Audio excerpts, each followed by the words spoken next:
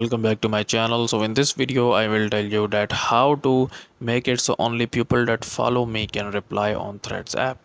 So first of all, make sure to like this video and subscribe to my YouTube channel for more tips and tricks like this one.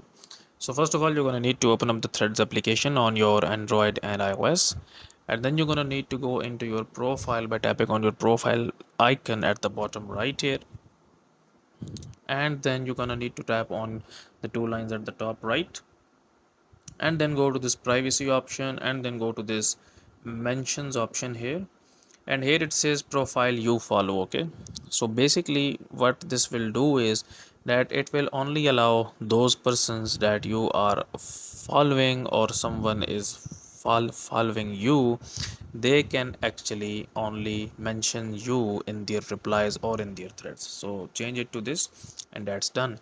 So that's it for this video, guys. If you find it useful, kindly like this video and subscribe to my channel, and I will meet you in the next video.